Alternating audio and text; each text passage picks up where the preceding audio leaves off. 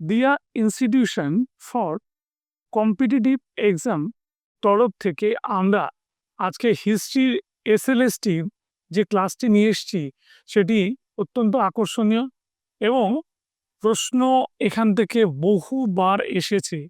এমনই একটা চ্যাপ্টার যেটা হচ্ছে আমাদের বাংলায় নবাবদের রাজত্ব এবং এই নবাবদের রাজত্বকে কেন্দ্র করে ব্রিটিশদের সঙ্গে বিরোধ এবং এই বিরোধকে কেন্দ্র করে পলাশী বক্সারের মতো যুদ্ধের পর যখন দ্বৈত শাসন ব্যবস্থা হলো এবং তারও পরে আমাদের নবাবের ক্ষমতা খর্ব হলো, সেই সমস্ত ইতিহাসটাই আমরা এখানে আলোচনা করব। এখানে আলোচনা করা সবচেয়ে বড় জায়গাটা যেটা রয়েছে সেটা হচ্ছে অষ্টাদশ শতাব্দীর যে বিতর্ক, যে পর্বে আমরা পড়িয়েছিলাম হায়দ্রাবাদ, অযোধ্যা এবং ওই সঙ্গে সঙ্গে মহীশূর, আর ঠিক তার পরের পর্বেই আমাদের সঙ্গে সঙ্গে থাকবে বাংলা।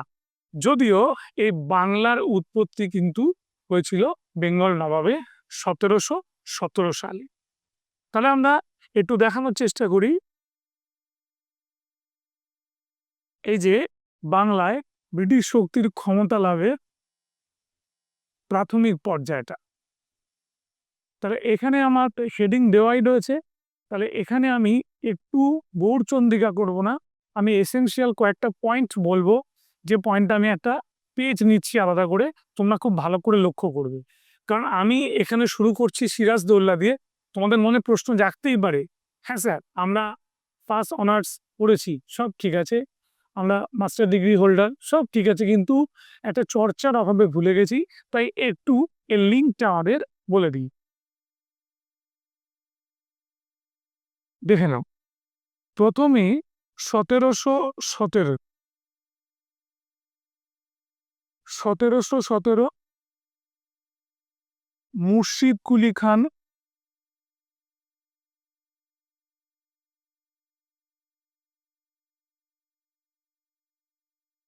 বাংলার নবাব হলেন, তাই তো? বাংলার প্রথম নবাব।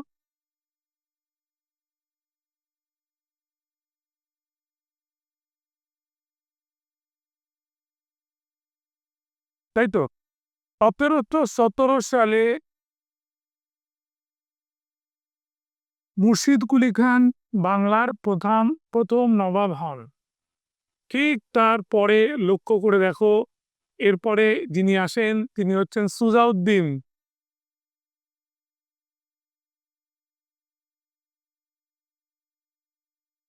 যিনি সম্পর্কে মুর্শিদ কুলি খানের জামাই। এবং সুজাউদ্দিনের পরে তারপরে যে ব্যক্তি এসছিলেন তার নাম কি ছিল? তার নাম ছিল সরফরাজ খান।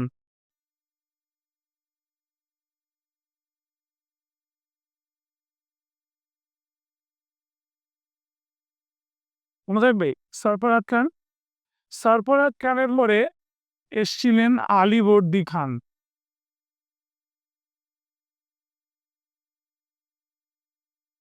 আর ঠিক তারপরে যিনি এসেছিলেন তিনি আর কেউ নন, তিনি হচ্ছে সিরাজদৌল্লা।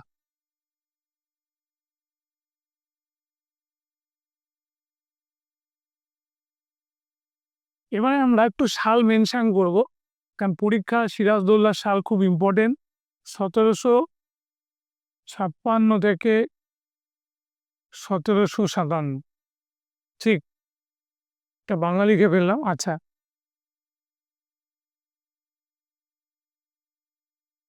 তোমাদের বুঝতে সুবিধা হবে। সিরাজদৌল্লার পরে তারপর যিনি নবাব হন তিনি হলেন আমাদের মির্জাফর।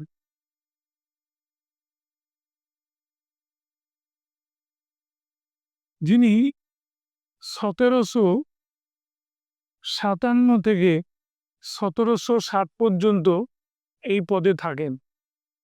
মির্জাফরের পরে তৃতীয় ব্যক্তি মীর কাসিম।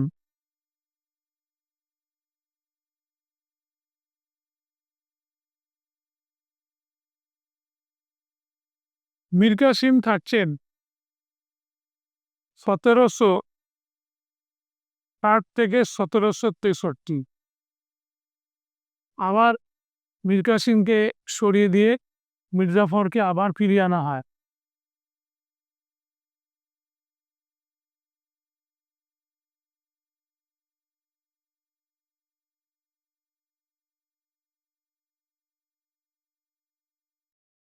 1763 থেকে 1765, তাই তো, 65। আমি এবার নজমউদ্দৌলা বা সৈফউদ্দৌলা আমি যাচ্ছি না, ঠিক আছে। আমি আমার আলোচনার জায়গা হচ্ছে এইখানে। কিন্তু কেন আমি এই চারজনকে এই ব্ল্যাঙ্ক পেজটাতে পরপর আনলাম, তা আমাকে ফিরে যেতে হবে 2011 বা 2010। দেখে নেবে, স্কুল সার্ভিসের একটা কোশ্চেন দিয়েছিল, যে কোশ্চেনটাতে বলছে পর্যায়ক্রমে বাংলার নবাবদের লেখো। এবার পর্যায়ক্রমে লিখতে গিয়ে যেটা কি করেছে, প্রথম তিনজন নবাব, তাহলে মুর্শিদ কুলি, সুজাউদ্দিন, সরফরাজ খান, এই ছিল প্রশ্নটা। স্টুডেন্টদের মধ্যে পরীক্ষা হলে গিয়ে কি হলো, খুবই বিভ্রান্তি এলো, আগে সরফরাজ না আগে সুজাউদ্দিন, তাই তো। এবং এই বিভ্রান্তির জোরে কি করলো, মানে কি উত্তরটা ভুল লিখলো। আমি এখানে তার জন্য আমি পরপর দেখিয়ে দিলাম যে কি অর্ডারে এটা এসেছিল।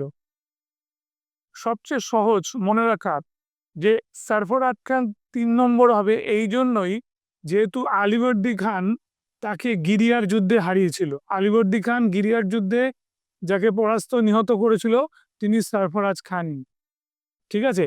এই সূত্রটা দিয়ে মনে রাখবে, তাহলে মুর্শিদ কুলি খানের পরে সব সময় সুজাউদ্দিনই হবে। এবার অষ্টাদশ শতকে যখন ফারুক শিয়ার যখন সম্রাট হয়ে রয়েছেন, মোগল সম্রাট, সেই সময় কিন্তু আমরা মুর্শিদ কুলি খানের আমরা দেখেছিলাম তার বেঙ্গল নবাব বা বাংলার নবাব প্রাপ্তি। তাহলে মুর্শিদ কুলি খান যখন তার নাম ছিল মোহাম্মদ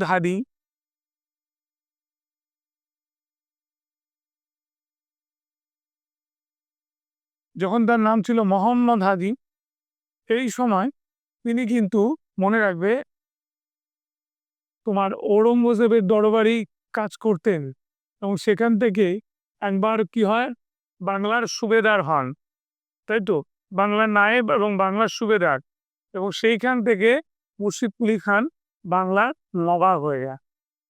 মালজামিনী প্রথা তার বিখ্যাত, নিশ্চয়ই জানো, মালজামিনী প্রথা দিয়ে তিনি বেঙ্গল থেকে প্রচুর রেভিনিউ তুলেছিলেন। সরফরাজ সুজাউদ্দিনের এই যে সময়টা রয়েছে, সেই সময় বাংলা বিহার ওড়িশার জুড়ে যাওয়া ব্যাপারটা কাজ করে, ঠিক। এবং সেই সময় বাংলার নবাবী দরবারেও অনেক লোক আসে, এবং যারা এই লোকগুলো এসে এখানে একটা প্রভাব বিস্তার করতে থাকে, ঠিক। এবং এই প্রভাব বিস্তারকে কেন্দ্র করেই একটা চক্রান্তের জোট তৈরি হয়, এবং যার সুযোগ নেয় হচ্ছে আমাদের এই আলীবর্দী খানের মতো লোকেরা, এবং তারাই এখানে চাকরি করত। তারাই সরফরাজ খানকে তোমার কি করলো, সরিয়ে দিল। সুজাউদ্দিনের সময় এসেছিল, সরফরাজ খানকে সরিয়ে দিল, এবং ক্ষমতায় চলে এলো আমাদের এই আলীবর্দী খান। আলীবর্দী খানের সময় দুটো ঘটনা মনে রাখবে।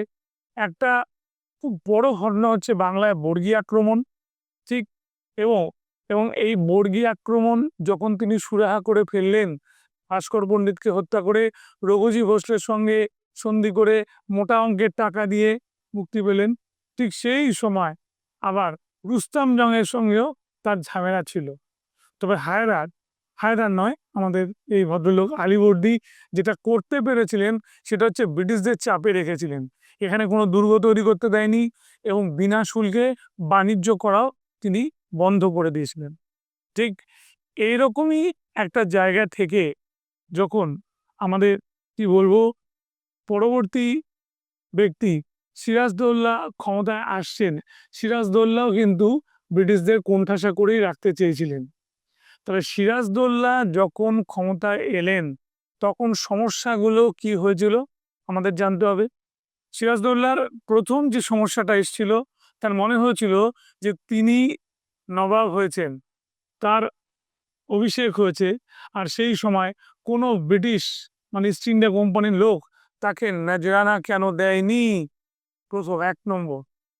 2 নম্বর কি হয়েছিল, 2 নম্বর ঘটনাটা হচ্ছে ঠিক ওই সময় বা ওই রকমই একটা পরিস্থিতির মধ্যে দিয়ে আমরা যেটা দেখেছিলাম, যে এই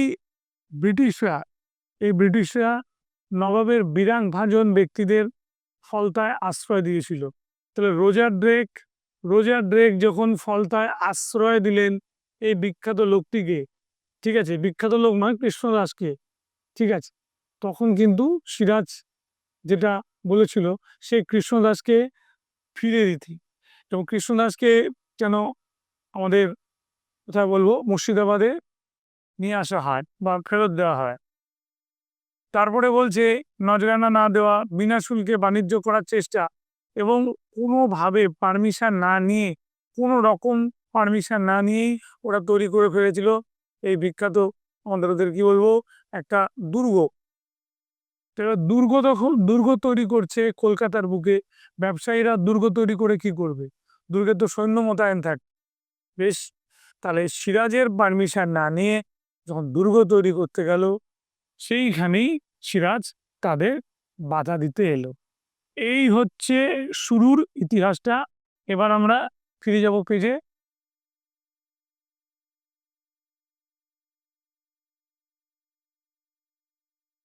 দেখে নাও, বলছে 1756 সালের 10ই এপ্রিল নবাব আলীবর্দী খাঁয়ের অপুত্রক অবস্থায় মারা গেলে তার মৃত্যুর পর স্নেহের দৌহিত্র সিরাজদৌল্লা মাত্র 21 বছর বয়সে বাংলার মসনদে বসেন এবং মাত্র 15 মাস রাজত্ব করেন, মানে যাকে এক কথায় বলে 1 বছর 3 মাস।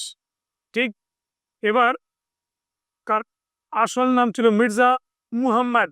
ঠিক আছে, মির্জা মুহাম্মদ হায়দার জং বা হায়বার জং। তোমরা খালি মির্জা মোহাম্মদ টুকু মনে রাখলেই হবে। মির্জা মোহাম্মদ, মির্জা মোহাম্মদ এই জন্যই মির্জা মোহাম্মদ বিখ্যাত হয়েছিলেন, যেহেতু এটা ছিল আলীবর্দী খানের নাম। আলীবর্দী খান তার নামের সঙ্গে মির্জা মোহাম্মদ আলী ব্যবহার করতেন, আর এখানে সিরাজ মির্জা মোহাম্মদ। ঠিক আছে,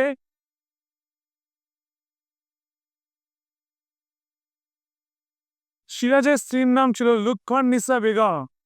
কি বললাম? লুৎফুন্নেসা বেগম। সিরাজের পিতা ছিলেন কে? জৈনুদ্দিন আহমদ। এই জৈনুদ্দিন আহমেদ একজন প্রাদেশিক নায়েব নাজিম ছিলেন। প্রাদেশিক নায়েব নাজিম ছিলেন হচ্ছে এই জৈনুদ্দিন আহমেদ। তাহলে সম্পর্কে জৈনুদ্দিন আহমেদ ছিলেন আমাদের হাজী আহমেদের পুত্র। মনে থাকবে, লিখে দিই, আলীবর্দীর দাদা হাজী আহমেদের পুত্র।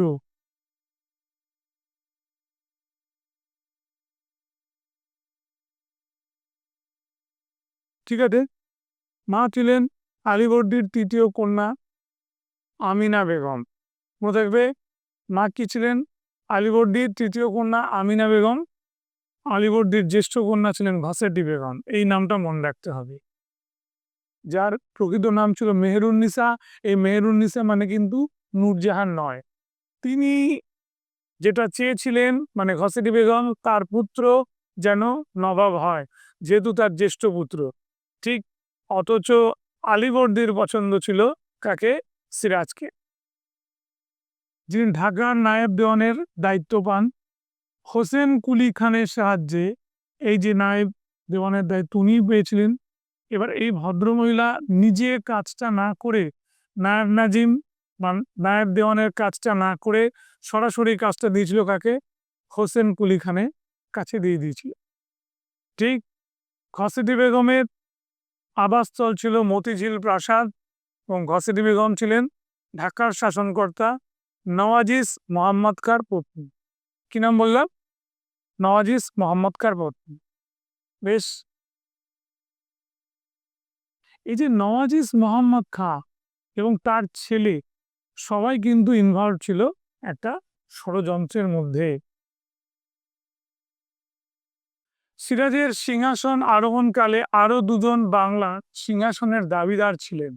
তারা হলেন ঘসেটি বেগম এবং আলীবর্দীর মধ্যম কন্যা মুনিরা বেগমের পুত্র শওকত জং। এই নামটা মনে রাখতে হবে, শওকত জং।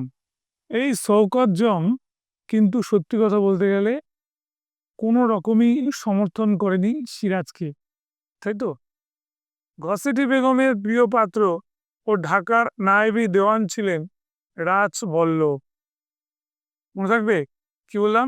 ঘসেটি বেগমের প্রিয় পাত্র ও ঢাকার নায়েবি দেওয়ান ছিলেন এই রাজবল্লভ। তার পুত্র ছিলেন কে? কৃষ্ণদাস। এবার এই যে নায়েবি দেওয়ান, যিনি ঘসেটি বেগমের হয়ে সমস্ত কাজ করেন, তার যে ছেলে কৃষ্ণদাস, মানে রাজবল্লভের ছেলে যে কৃষ্ণদাস, তাকে দিয়ে সমস্ত খবরাখবর পাঠিয়ে দেওয়া হতো কোথায়? আমাদের ইংরেজদের কাছে। সিরাজের সমকালীন কলকাতার গভর্নর ছিলেন ড্রেক সাহেব, যার পুরো নাম ছিল রোজার ড্রেক। মনে থাকবে? রোজার ড্রেক। এবার রোজার ড্রেক খুব যে বিচক্ষণ ব্যক্তি ছিলেন এমন কোনো ব্যাপার নয়। ঠিক আছে? রোজার ড্রেককে অনেক বেশি সাহায্যই করা হয়েছিল। এবার এই রোজার ড্রেকের কাছে যখন কি হলো, একটা উৎকোচের প্রস্তাব এলো। কিরকম? কৃষ্ণদাস তাকে ব্রাইড দিল, ঘুষ দিল, এবং দেওয়ার পরে প্রচুর ধনরত্ন দিল। দেওয়ার জন্য ও কি করলো, পুরোপুরি কলকাতায় আশ্রয় নিয়ে নিল, মানে অনেক সেফ থাকলো, যে আমায় কিছু করতে পারবে না, আমি বহরমপুরে বা মুর্শিদাবাদে থাকবো না, আমি কলকাতায় থাকবো। এবার আমি গুপ্তচর মারফত খবরাখবর সব আমরা নিয়ে নেব। বেশ।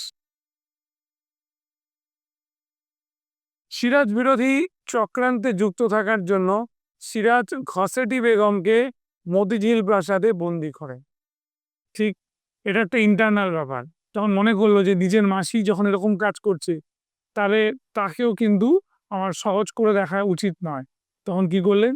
মতিঝিল প্রাসাদে বন্দি করে রাখা হলো, তার গতিবিধি নজরে রাখা হলো, এবং তিনি বেরোতে গেলে তাকে পারমিশন নিতে হবে। খুব এসেনশিয়াল, খুব জরুরি হলে তবেই তাকে পারমিশন দেওয়া হবে। সিরাজের সঙ্গে ইংরেজদের বিরোধের কারণগুলোকে এবার পরপর সাজিয়ে দিই। আমি যেটা মুখে বলেছিলাম, 1 নম্বর হচ্ছে উপঢৌকন প্রদানে অনীহা। বেশ। দুর্গ নির্মাণ, সব ইংরেজদের দুর্গ নির্মাণ। কৃষ্ণদাসকে আশ্রয় দান, সিরাজের দূত নারায়ণ দাসকে অপমান। এটা সিরাজের খুব খারাপ লেগেছিল। যখন সিরাজের মেসেঞ্জার নারায়ণ দাস ইংরেজদের সঙ্গে কথা বলেছিল, তখন সিরাজের মনে হয়েছিল যে এই নারায়ণ দাসকে কিছু বলা মানে সম্পূর্ণভাবে স্বয়ং নবাবকেই অপমান করা, তাই তো? এবং আমাদের যেটা বলেছিলাম শুরুতেই, দস্তকের অপব্যবহার। দস্তক কি? দস্তকটা মানে বলেছিলাম ফ্রি ট্রেড পাস, মানে আমি ব্যবসা করতে গেলে বিনা শুল্কে বাণিজ্য করব, তার একটা কাগজ, তাই তো? সেটাই হচ্ছে দস্তক, ফরমান। এবার আমরা চলে গেলাম পরের পর্বে। এবার যদি তোমাদের বলে কখনো যে হ্যাঁ, এই কারণগুলোর মধ্যে কোন কারণটা সত্যি কথা বলতে গেলে আমাদের এই একটা প্রত্যক্ষ কারণের কাজ করেছিল, তাহলে কিন্তু এটা হবে এই দস্তকের অপব্যবহার, আর হচ্ছে সিরাজের দূত নারায়ণ দাসকে অপমান। এই দুটো কারণ সবচেয়ে এসেনশিয়াল ছিল। এবার সিরাজ যখন এরকম একটা পরিস্থিতির মধ্যে গেলেন, তখন সিরাজ উপযুক্ত শিক্ষা দেওয়ার জন্য 1756 খ্রিস্টাব্দে তার সৈন্যবাহিনী নিয়ে আলীনগর আক্রমণ করলেন। এবং আলীনগর যখন আক্রমণ করলেন, তখন রোজার ড্রেক কোনো প্রতিরোধ গড়ে তুলতে পারলেন না। কলকাতার প্রেসিডেন্ট রোজার ড্রেক কোনো রকম প্রতিরোধ গড়ে তুলতে পারলেন না। এই অবস্থাতে এই অবস্থাতে যে দুর্ঘটনাটা ঘটে গেল, সেটা কি? সেটা হচ্ছে, তোমরা মনে রাখবে ভালো করে, সিরাজ পুরোপুরি কলকাতা দখল করলো। দুর্গটার দায়িত্ব দিল হচ্ছে মানিকচাঁদকে, এবং এটাও বলে গেল যে মানিকচাঁদ, তুই পুরোপুরি লক্ষ্য রাখবে ওরা কি করছে। এবং রোজার ড্রেক তখন কলকাতা থেকে পালিয়ে যাওয়ার চেষ্টা করলেন। এবং এই খবর যখন রবার্ট ক্লাইভের কাছে গেল, রবার্ট ক্লাইভ তখন ফিরে এসে কি করলো, প্রচুর টাকা উৎকোচ দিয়ে মানিক চাঁদের কাছ থেকে তোমার সমস্ত দায়িত্ব বুঝে নিল। এবার আমি এটা রবার্ট ক্লাইভের ফিরে আসা পর্যন্ত বললাম। তার মাঝখানে একটা ঘটনা আছে, যে ঘটনাটা ভীষণ বিতর্কিত একটা ঘটনা। বলছে সিরাজ ওই 1756 সালে কি করেছিল, আমাদের যখন এই আক্রমণ করেছিল, যুদ্ধ করেছিল আর কি, আলীনগর দখল করার চেষ্টা করেছিল। অ্যাকচুয়ালি তখন তো নাম ছিল কলকাতা। যখন জায়গাটা জয় করেন সিরাজ, তখন নিজের দাদুর নামে এই জায়গাটার নাম করেন বা নাম রাখেন আলীনগর। নিজের দাদুর নামে এই জায়গাটার নাম রাখেন কি? আলীনগর। আলীবর্দী খাঁয়ের নামে। তখন কি হলো, সিরাজ আমাদের কলকাতাতেই একটা 18 ফুট ইন্টু 14 ফুট 10 ইঞ্চির ঘরে আমাদের 146 জন ইংরেজকে বন্দি করে রাখলো। স্যাফোকেশন বা শ্বাসকষ্টে আমাদের মারা গেল 123 জন, আর 23 জন বেঁচে ছিল। ভারী আশ্চর্য ব্যাপার যে 23 জন বেঁচে ছিল, তার মধ্যে একজন ছিলেন কে জানো? Warren Hastings. ঠিক আছে, একজন ছিলেন ওয়ারেন হেস্টিংস। তো এই যে ঘটনাটা আমি বর্ণনা করলাম, আমি যে ব্যক্ত করলাম, এখানেই আমাদের অনেক কিছু রয়েছে, অনেক কিছু রয়েছে। কেন বলছি যে এই কথাটা কে বলছে, কতটা বাস্তবসম্মত? এই কথাটা যিনি বলছেন তিনি একজন ইংরেজ, তার নাম মিস্টার হলওয়েল। হলওয়েল 1757 সালের যে মাসের কথা বলছেন, স্যার যদুনাথ সরকার একটা গবেষণা দেখিয়েছে গোটা কলকাতায় 50 জনের বেশি ইংরেজ ছিল না। উনি 146 জনকে কোথা থেকে পেলেন? এবং পরে জাতীয়তাবাদী আন্দোলনের সময় এই কথাটা আমাদের তুলেছিলেন অ্যানি বেসান্ট, এবং অ্যানি বেসান্ট এটা বলেছিলেন যে পাটিগণিত প্রমাণ করলো জ্যামিতি ভুল, বা জ্যামিতি প্রমাণ করলো পাটিগণিত ভুল। এখানে পাটিগণিত মানে সংখ্যা, তাই তো, আর জ্যামিতি মানে ঘরটার পরিমাপ। বলছেন ঐতিহাসিকরা যে এখানে সৈন্যগুলোকে যদি বইয়ের মতো আকারে তোমার কি বলবো শুয়ে রাখা হতো, তাহলেও ওই 8 ফুট উচ্চতায় আর 18 ফুট ইন্টু 14 ফুট 10 ইঞ্চির ঘরে আটতো না। ঠিক আছে, বেশ, চলে যাই পরের পয়েন্টে।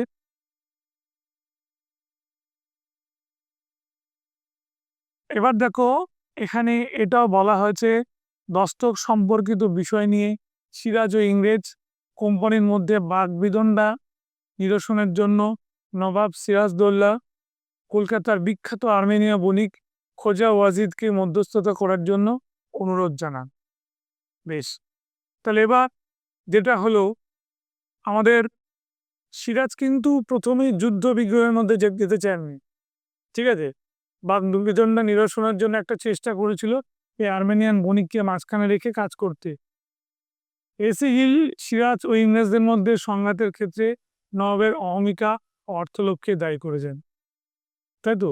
ইংরেজ ঐতিহাসিক হিল বলছে সিরাজের একটা অহমিকার অর্থলোভী নাকি এখানে কাজ করছিল।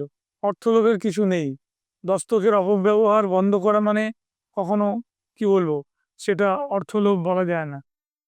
ইংরেজদের আচরণে ক্রুদ্ধ হয়ে সিরাজ 1756 খ্রিস্টাব্দে 4ই জুন কাশিমবাজার কুটির দখল করে নেন। 5ই জুন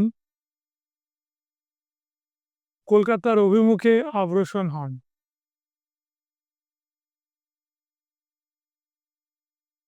সিরাজের সেনাবাহিনী 16ই জুন, যেটা মতান্তরে 20 জুন বলে, 1756 খ্রিস্টাব্দে কলকাতায় পৌঁছে ইংরেজদের ফোর্ট উইলিয়াম দুর্গ দখল করেন।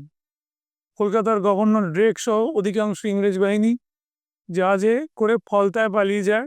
সিরাজ তার মাতামহ আলীবর্দীর নাম অনুসারে কলকাতার নাম রাখেন আলীনগর, এবং কলকাতার দায়িত্ব দেন সেনাপতি মানিকচাঁদকে, দিয়ে মুর্শিদাবাদে ফিরে যান। এবার সিরাজ যখন মুর্শিদাবাদে ফিরল, তখন মণিহারির যুদ্ধে পূর্ণিয়ার শাসক শওকত জংকে পরাজিত ও নিহত করেন। আচ্ছা, শওকত জংকে যে আমাদের মুনিয়ারা বেগমের কি ছিল, ছেলে ছিল, তার সঙ্গে সিরাজের ঝামেলা বাঁধে শওকত জংয়ের সঙ্গে, এবং শওকত জং এই যুদ্ধে সিরাজের সঙ্গে আমাদের এই মণিহারির যুদ্ধে পরাস্ত নিহত হন, তাই তো। বেশ,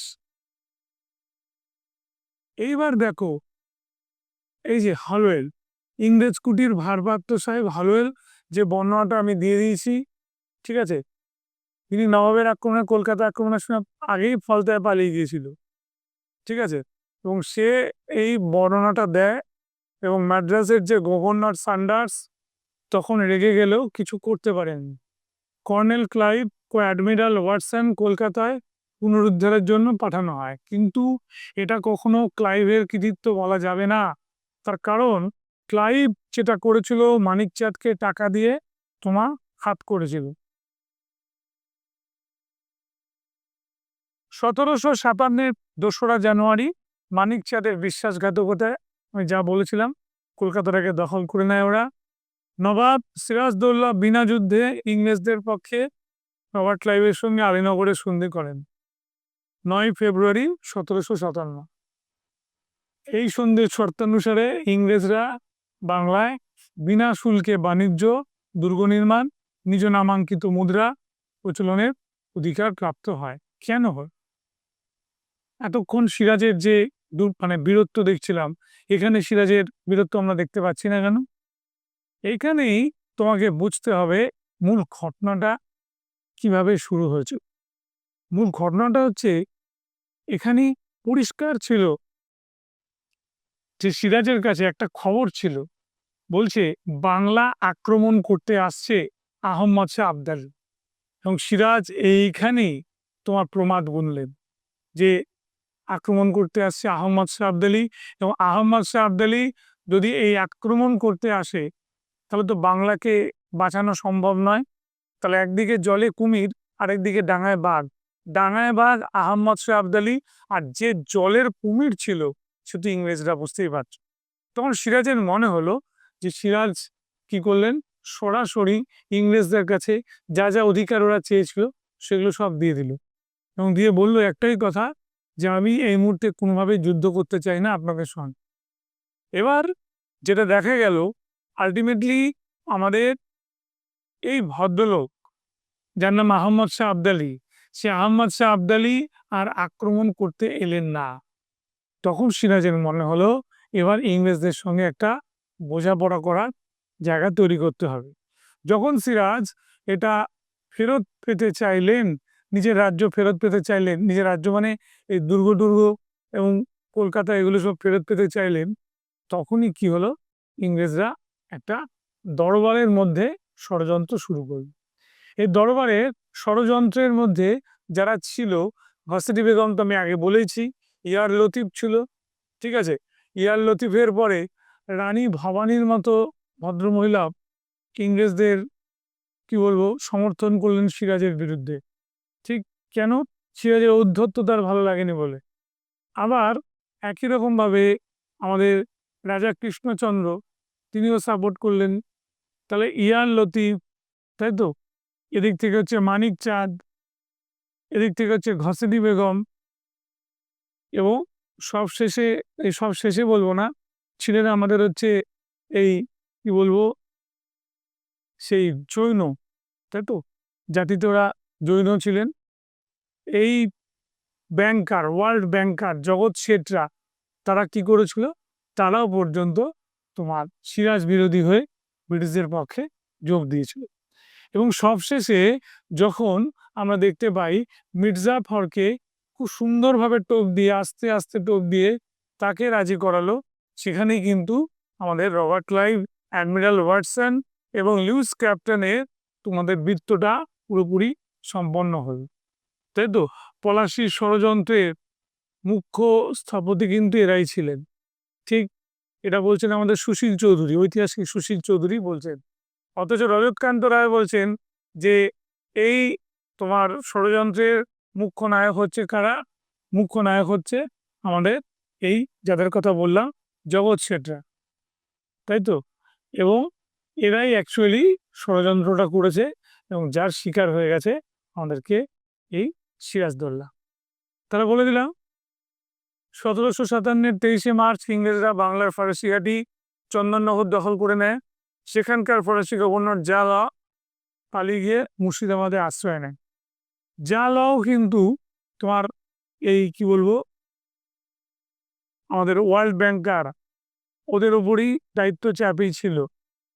বেশ, মুর্শিদাবাদের রায়দুর্লভ, রাজবল্লভ, ইয়ার লতিফ, জগৎ শেঠ, ওয়ার্ল্ড ব্যাংকার মানে জগৎ শেঠ, মিচান, ঠিক আছে, উদ্ধত ও অপরিণামদর্শী সিরাজকে সরিয়ে সেনাপতি মির্জাফরকে সিংহাসনে বসানোর ষড়যন্ত্র করেন। তাহলে কে এদের মধ্যে ষড়যন্ত্রে লিপ্ত ছিলেন না? রায়দুর্লভ, রাজবল্লভ, ইয়ার লতিফ, জগৎ শেঠ, উমিচাঁদ, ঠিক আছে, বা রানী ভবানী, এই নামগুলো ছাড়া যে নামটা থাকবে সে নাম আমি বলে দিচ্ছি, সে নামটা হচ্ছে আমাদের মীরমদন আর মোহনলাল। মীর মদন মোহনলাল এর মধ্যে যুক্ত ছিলেন না। ঠিক এই ষড়যন্ত্রের মূল নায়ক হলেন রবার্ট ক্লাইভ ও মির্জাফর। 1757 খ্রিস্টাব্দে 10ই জুন কলকাতা কাউন্সিলের সঙ্গে মির্জাফরের এক গোপন সন্ধি স্বাক্ষরিত হয়, যার দ্বারা ইংরেজরা তাকে বাংলা সিংহাসনে বসাতে অঙ্গীকার করেন। ঠিক আছে, তাহলে 23শে জুন পলাশির যুদ্ধ, আর তার ঠিক 13 দিন আগে সেটা কোথায় হয়েছে? এই কাউন্সিল, কলকাতা কাউন্সিলের সঙ্গে ওরা একটা মিটিং করে মির্জাফরকেই সিলেক্ট করেছে। এবার আসছে অন্ধকূপ হত্যাকাণ্ড। ঠিক আছে, যে অন্ধকূপ হত্যাকাণ্ড সম্পর্কে বলা যেতে পারে যে সিরাজদৌল্লা, এটা আমি বলে দিচ্ছি আর বলছি না, আমি এখানে সবই আছে আর বলছি না, এখানে নোটটা দেওয়া দেওয়া আছে, আমি যেখানে মূল পয়েন্ট সেগুলো একটু মার্ক করে দিলাম। এবার দেখো, অ্যানিমেশন জগন্নাথ সরকারের কথা বলেছি, জ্যামিতি প্রমাণ করে থেকে পাটিগণিতের অঙ্কটি ভুল, এটা আমরা বলে দিয়েছি। আচ্ছা, এবার কেউ কেউ বলছে যে এটা নাকি 60 বা 65 জনকে উনি বন্দি করেছিলেন, সংখ্যাটা কোনোভাবেই 146 নয়। বেশ, এবার এটা একটা চার্টের মধ্যে দেখানো হয়েছে, এটা মনেই রাখবে, এটা ভাগীরথী নদীর তীরে পলাশীর আম্রকাননের প্রাণ করে এই যুদ্ধটা হয়েছিল। স্টুডেন্টরা একটু ভালো করে দেখবে, লক্ষ্য করবে যে কি সুন্দর একটা চার্ট করে দেওয়া হয়েছে, যে চার্টে তুমি যে কোনো একটা কোশ্চেন জিজ্ঞেস করলে উত্তর পাবে, কোন স্থানে কোন সময় কে প্রতিদ্বন্দ্বী, ঠিক এরকমভাবে একটা ভেঙে দিয়েছি। স্কুল সার্ভিসে ডিটেল লেখাটাই ভালো, ডিটেল পড়াটা যেটা আমি করেছি। এবার এটাকে একটা ছক করে দিয়েছি, সুবিধা হবে। এবার যেটা বললাম, বিশ্বস্ত সেনাপতি প্রিভিয়াস ইয়ারের কোশ্চেন ছিল। এই মীর মদন মারা যায় যুদ্ধে, তাহলে জিজ্ঞেস করে সিরাজের কোন সেনাপতি যুদ্ধক্ষেত্রে মারা যায়? উত্তর হবে এখানে মীর মদন। আর এখানে যিনি বেঁচে থেকে যুদ্ধটা শেষ পর্যন্ত চালিয়েছিলেন তিনি হচ্ছেন মোহনলাল। মোহনলাল কাশ্মীরি ব্রাহ্মণ, আর মীর মদন হচ্ছে গোলন্দাজ বাহিনীর প্রধান। মনে থাকবে, লিখে দিলাম, গোলন্দাজ বাহিনীর প্রধান।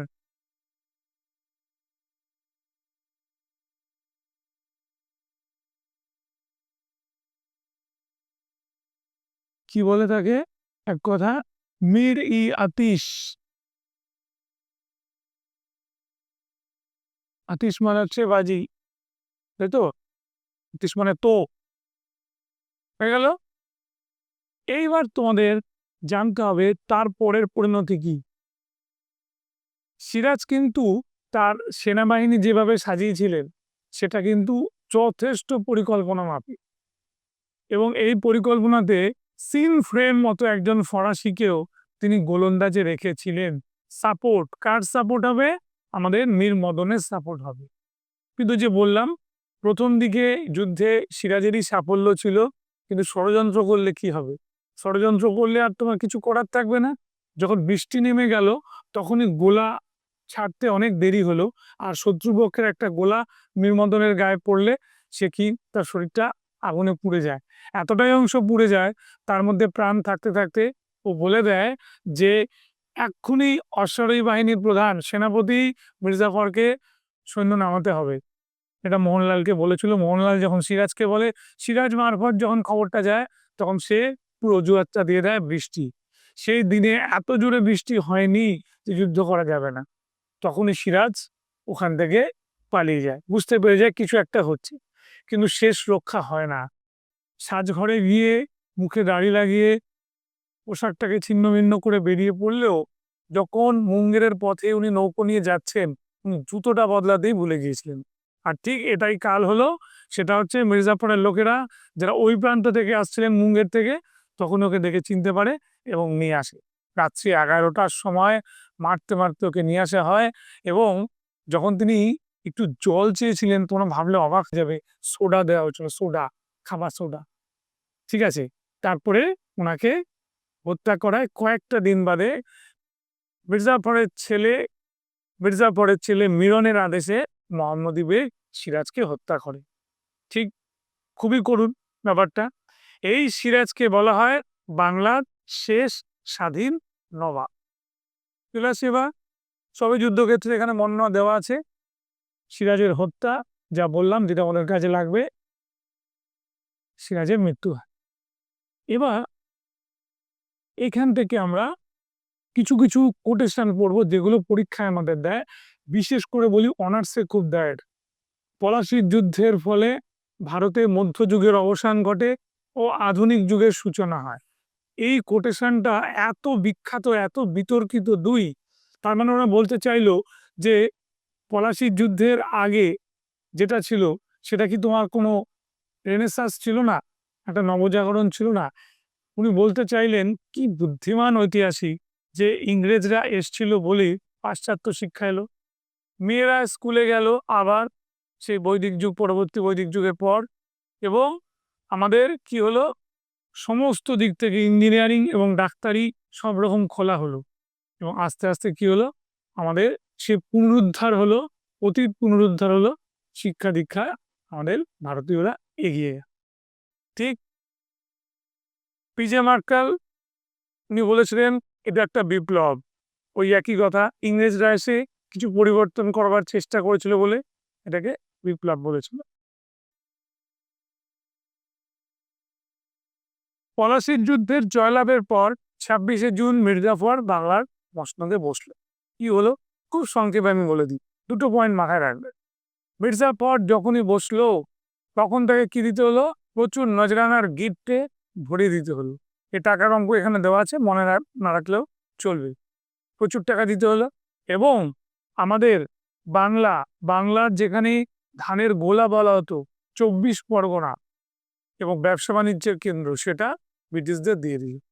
আর কি হলো, এই মির্জাফর নামে নবাব হলো, কিন্তু কার্যত কি হলো, সে হচ্ছে ইংরেজদের একটা বেতনভোগীতে পরিণত হলো। ঠিক একটা বাৎসরিক টাকা ওকে হাতে তুলে দেওয়া হলো। এবং ঠিক এরকম অবস্থায় যখন তার দিন চলছে, তখন সে কিছু লোককে সহ্য আর করতে পারছিল না। সে লোকগুলোকে মনে হলো যে এদের সরিয়ে দেওয়াই ভালো, তো মির্জাফর সরিয়ে দিয়েছিল। তারপর মির্জাফর যখন তোমার কিছু চাইলেন ইংরেজদের কাছে, না দিল মির্জাফরের যেরকম ভাবমূর্তি, আবার দিলেও একই রকম ভাবমূর্তি, অসুবিধার কিছু ছিল না।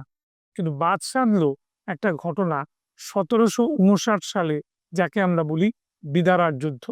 এই বিদারার যুদ্ধে যখন আমাদের কি হলো, ডাচ ইস্ট ইন্ডিয়া কোম্পানিকে আমাদের ব্রিটিশ ইস্ট ইন্ডিয়া কোম্পানি হারিয়ে দিল, তখন আমাদের ফ্রান্সিস স্টার্ক তিনি প্রশ্ন তুললেন যে এই যুদ্ধের মাস্টার মাইন্ড হচ্ছে স্বয়ং মির্জাফর, সেই ডেকে নিয়ে এসছে ডাচদের, আমাদের সঙ্গে সম্পর্ক ভালো লাগছে না। এবার আমাদের কোম্পানির উচ্চপদস্থ অফিসার রবার্ট ক্লাইভ এবং ওয়ারেন হেস্টিংস দুজনেই বলল, না, এমন ঘটনাটা ঘটেনি, আপনারা এটাকে বিশ্বাস করার চেষ্টা করুন। কিন্তু তোমার টার্গেট হয়ে গেল কে, মির্জাফর, এবং 1760 সালে মির্জাফরকে আমাদের বাংলার মসনদ থেকে চলে যেতে হলো।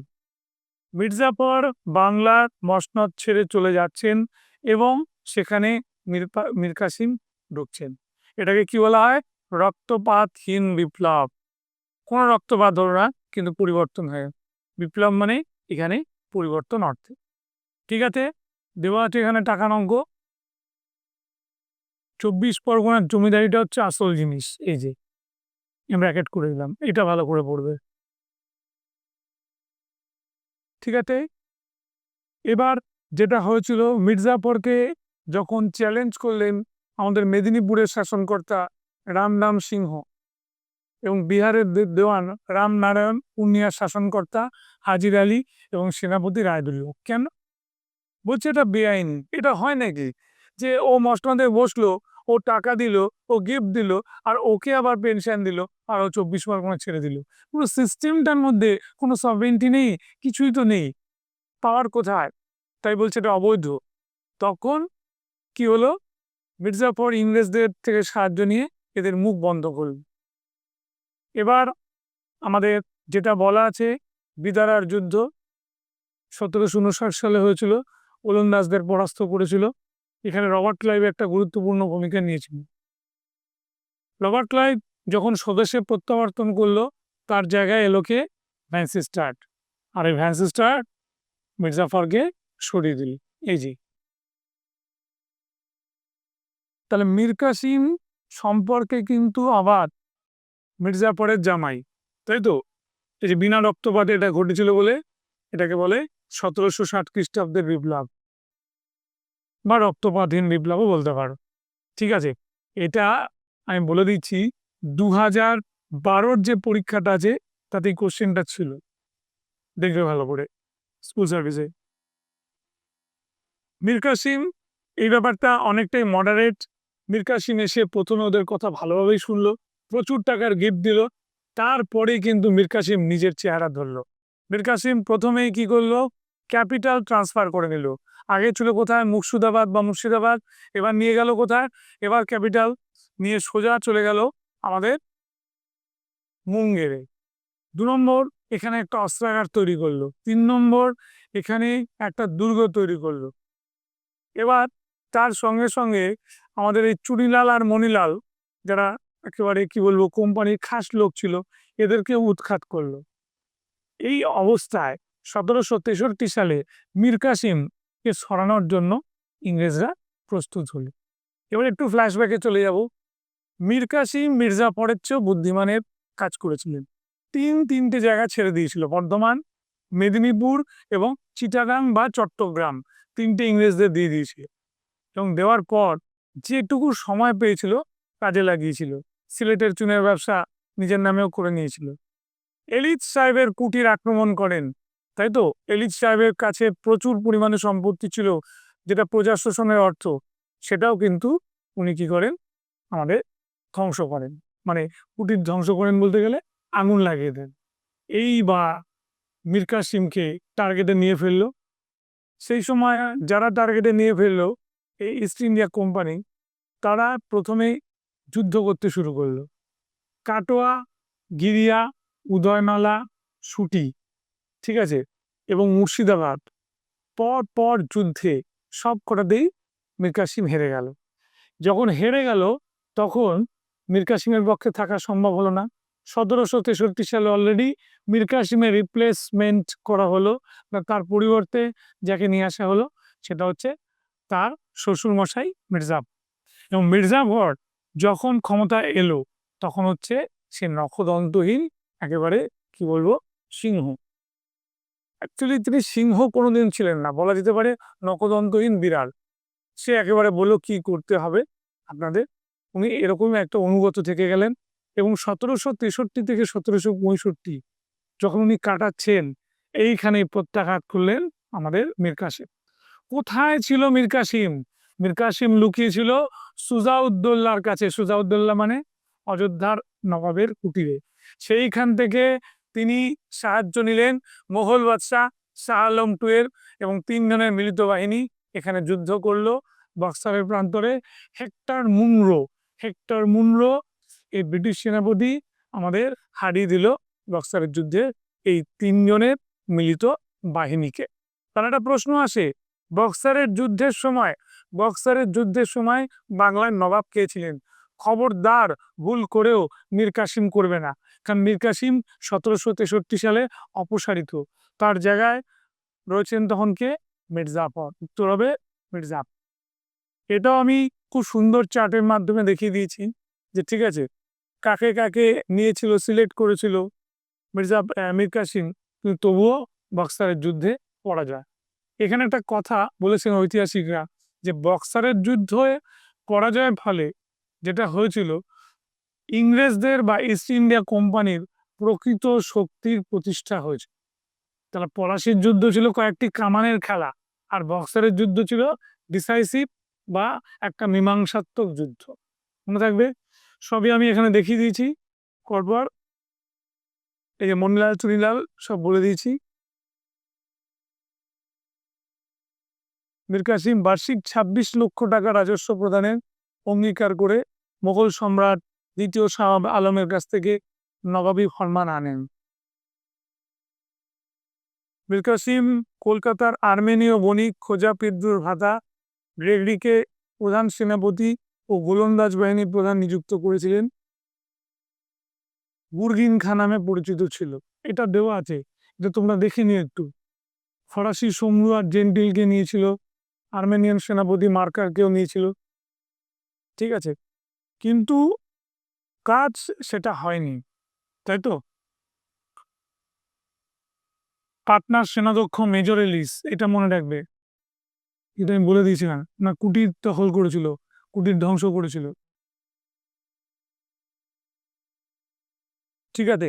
পরপর যুদ্ধগুলো যেটা বলেছিলাম, কাটোয়াগিরিয়া, উদয়নালা, সুটি, সব পরপর দেওয়া আছে, ঠিক আছে। এবার বক্সারের যুদ্ধের চার্ট আছে, কোথায় হয়েছিল, কোন জায়গায় হয়েছিল, সেম চার্ট করে দিয়েছি, ঠিক আছে। প্রতিপক্ষ কারা ছিল সেটাও করে দেওয়া আছে। এই ইংরেজ সেনাপতি মেজর হেক্টর মুন্ডার নামটা আসে।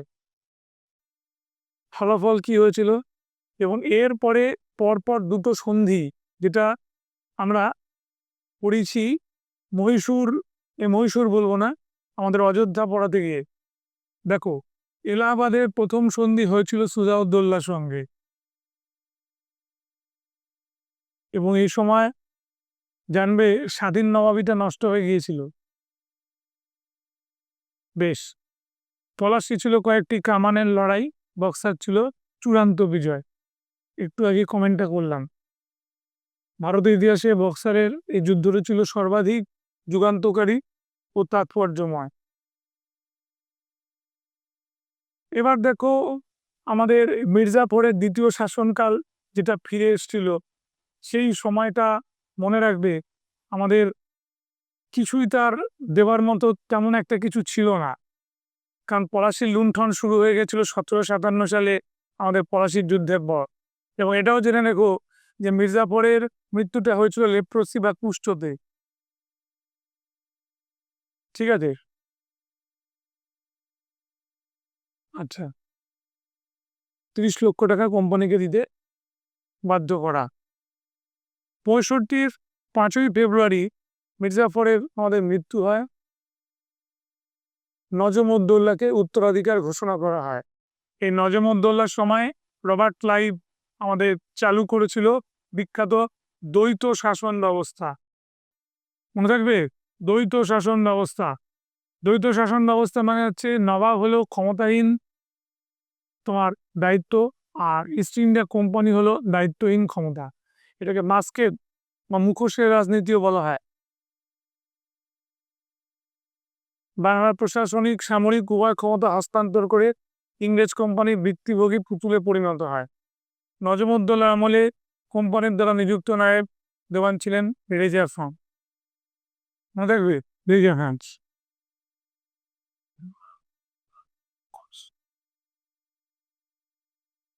এবার 1765 সালে কোম্পানি যে বাংলার দেওয়ানি লাভ করেছিল, সেখানে জানবে নজাব সুজাউদ্দৌলার সঙ্গে এলাহাবাদের প্রথম সন্ধি দ্বারা আত্মরক্ষামূলক মিত্রতা স্থাপন করেন। যুদ্ধের ক্ষতিপূরণ বাবদ তিনি কোম্পানিকে 50 লক্ষ টাকা এবং কারা বা এলাহাবাদ প্রদেশ দান করেন। 50 লক্ষ টাকা এবং কারা, এলাহাবাদ দিয়ে দিয়েছিল। কারে দিল? ইংরেজদের, ঠিক আছে। এবার আসছে দেওয়ানি লাভ। দেওয়ানি লাভটা হচ্ছে এলাহাবাদের দ্বিতীয় সন্ধি। এটা কার সঙ্গে করলো? রবার্ট ক্লাইভ দ্বিতীয় শাহ আলমের সঙ্গে। সেখানে আমাদের কি হলো, কারা এলাহাবাদ প্রদেশ এবং বার্ষিক 26 লক্ষ টাকা করদানের বিনিময়ে কোম্পানি শাহ আলমের কাছ থেকে বাংলা, বিহার, উড়িষ্যার দেওয়ানি অর্থাৎ রাজস্ব আদায় এবং দেওয়ানি বিচারের অধিকার লাভ করে। ভালো করে দেখো, বাংলা, বিহার, উড়িষ্যার দেওয়ানি বেরিয়ে গেল এই এলাহাবাদের দ্বিতীয় সন্ধিতে। এই সময় বাংলার নবাব ছিলেন নজম-উদ-দৌলা। আর দ্বিতীয় সন্ধির দ্বারা বাংলার রাজস্ব থেকে বাদশাকে প্রাপ্য 26 লক্ষ টাকা দেওয়া হলো এবং বাংলার নবাবকে শাসন পরিচালনার জন্য বার্ষিক 53 লক্ষ টাকা দেওয়া হলো। এবার দেওয়ানি লাভের গুরুত্ব। বাংলাদেশে ইংরেজ কোম্পানির ক্ষমতা আইনতভাবে স্বীকৃতি লাভ করলো। একদম পুরো আইনি ব্যাপারটা এলো দেওয়ানি লাভের ফলে। নবাব কোম্পানির হাতে পুতুলে পরিণত হলো। বাংলার শাসন কর্তৃত্ব দ্বিধা বিভক্ত হয়ে পড়ল। কোম্পানি প্রায় রাজস্ব আদায় ও দেওয়ানি বিচারের ভার, ঠিক আছে, কোম্পানি পেল রাজস্ব আদায় এবং দেওয়ানি বিচারের ভার পেল। এবং তার সঙ্গে সঙ্গে আইন শৃঙ্খলা রক্ষা, ফৌজদারি বিচার, সামরিক দায়িত্ব পালনের ভারও পেল। নবাব পেলেন ক্ষমতাহীন দায়িত্ব এবং কোম্পানি পেল দায়িত্বহীন ক্ষমতা। তাহলে যেটা এতক্ষণ বোঝালাম সেটা আমি এখানে বলে দিলাম। ঠিক আছে, এবার দেওয়ানি লাভ সম্পর্কে অনেকগুলো কমেন্ট আছে, যেটা ঐতিহাসিক পার্সিয়াল স্পিয়ার বলেছিল এই সময় থেকেই শুরু হয় ক্ষমতাহীন দায়িত্ব, দায়িত্বহীন ক্ষমতার নির্লজ্জ অধ্যায়। এটা এমনি মনে থাকবে তোমাদের। এবার ডুয়েল গভর্নমেন্ট বা দ্বৈত শাসন, 12ই আগস্ট ইংরেজ ইস্ট ইন্ডিয়া কোম্পানি বার্ষিক 26 লক্ষ টাকা করদানের বিনিময় মোগল সম্রাট দ্বিতীয় শাহ আলমের কাছ থেকে বাংলার সুবাটা এবং সঙ্গে বিহার উড়িষ্যার দেওয়ানিও রাজস্ব আদায় সবটাই অধিকারী হয়ে গেল। ঠিক আছে, তাহলে এই সময়ে এই ব্যাপারটাকে ঠিক করে চালানোর জন্য দুজনকে নিয়োগ করা হয়েছিল। একজন হচ্ছে রেজা খাঁ আর একজন হচ্ছে সিতাব রায়। একজন বাংলার আর একজন হচ্ছে বিহারের নায়েব নাজিম। মনে থাকবে, এরা দুজনে তখন কি করলো, রেভিনিউ কালেকশন করতে শুরু করলো। ইংরেজরা বলল যত বেশি পারবে তত তোমার একটা পার্সেন্টেজ থাকবে। তখন ওরা ওই পার্সেন্টেজের লোভে, ঠিক আছে, কি করলো, তারা সপ্ত লাভের আশায় তোমার চাষিদের উপর অত্যাচার করতে শুরু করলো। কৃষকরা এই জায়গাটা একটা সময় যখন হাল ছেড়ে দিল তখনই নেমে এলো বাংলার বুকে 1770 সালে, কি বলবো, আমাদের 76-এর মন্বন্তর, যেটা বাংলায় 1176, ইংরেজিতে 1770। ঠিক ঠিক আছে, 1772 খ্রিস্টাব্দে বাংলার গভর্নর ওয়ারেন হেস্টিংস দ্বৈত শাসন ব্যবস্থা পুরোপুরি তুলে দেন। তাই তো, দ্বৈত শাসন ব্যবস্থাকে মাস্কেট বা মুখোশে ঢাকা একটা শাসন ব্যবস্থা বলে অভিহিত করা হতো। ঠিক আছে, এবারে আমার যেটুকু বলবার আছে আমি একটু বলে দিই। তাহলে টোটাল এখানে আমাদের পুরোপুরি বাংলার নবাব এবং বাংলার নবাবদের ইতিহাসের পরিণতি এবং আমাদের কি বলবো যুদ্ধগুলো, দ্বৈত শাসনের সঙ্গে সঙ্গে আমাদের একই সঙ্গে কিভাবে ওরা তোমার নবাব কিরানাকে পরিণত হলো তার ইতিহাসটাও আমি বললাম। সেই সঙ্গে সঙ্গে এটুকু জানিয়ে রাখি, পরবর্তী অধ্যায় আমি শুরু করব আমাদের ব্রিটিশ শাসনের যুগে যে আমাদের শুরু হয়েছিল ল্যান্ড রেভিনিউ সিস্টেমগুলো, সেই ল্যান্ড রেভিনিউ সিস্টেম এবং তার পুঙ্খানুপুঙ্খ বিশ্লেষণ করে আমি আলোচনা করব। দেয়া ইনস্টিটিউশন ফর কম্পিটিটিভ এক্সামের পক্ষ থেকে আমি দেবাশিস সাহা আজকে আমাদের এই বাংলার নবাবী পর্ব এবং ইংরেজ শাসনের বিরুদ্ধে প্রতিরোধ এই জায়গাটা শেষ করলাম।